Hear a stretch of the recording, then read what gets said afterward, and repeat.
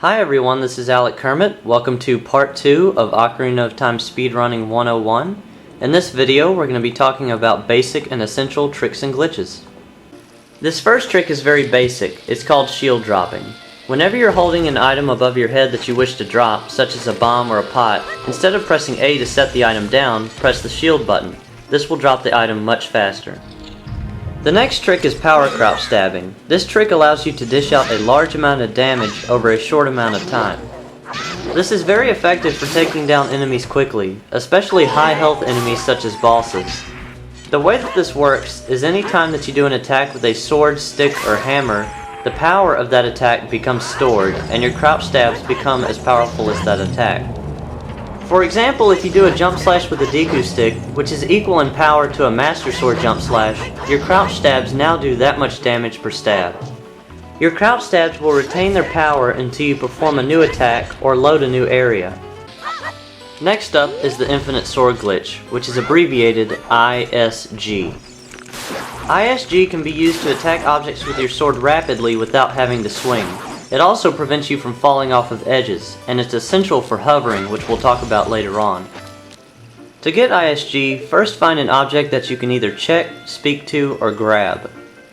Get close enough to the object to where the action icon prompts you to interact. Begin crouch stabbing rapidly, and while doing so, press A to interrupt the stabbing. If done correctly, Link will interact with the object, and his sword should now be glowing white. From here, your sword will act like it's on autopilot, slashing anything that you come in contact with.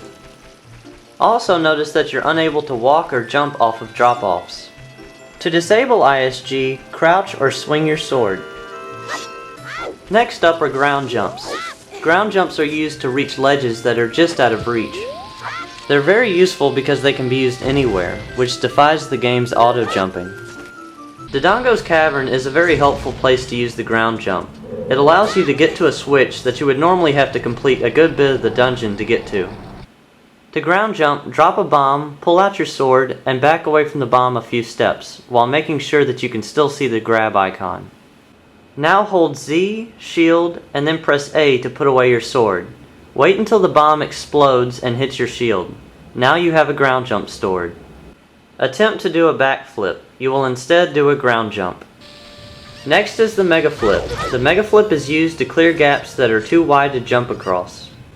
One of the best uses of the Mega Flip is in Jabu Jabu. With it, you can go directly to the boss room after getting the boomerang. To Mega Flip, hold Z, drop a bomb, and then back away from the bomb until you're a few steps out of its grab range. Hold out your shield and roll forward at the same time that the bomb explodes. This takes a little bit of timing practice. Immediately after rolling forward, continue to hold the shield button, hold down on the control stick, and mash the A button repeatedly. If done correctly, you will Mega Flip. Next is the Mega Jump. The Mega Jump, like the Mega Flip, is also used to clear large gaps. To do a Mega Jump, first find an edge that you want to jump off of, and get close to that edge. Now place a bomb directly behind you and pause the game when it explodes. Use pauses to advance a frame or two at a time until Link begins his jumping animation.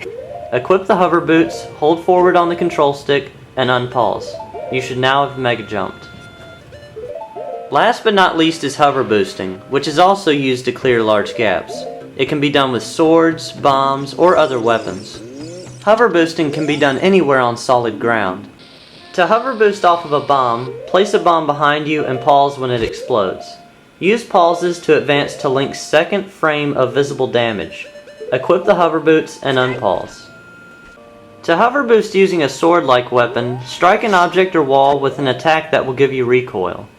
Pause the game at the moment that you strike the object or wall, and use pauses to advance to the frame where the recoil starts.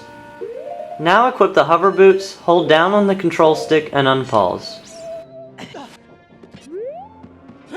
Practice these tricks and experiment with them in many situations.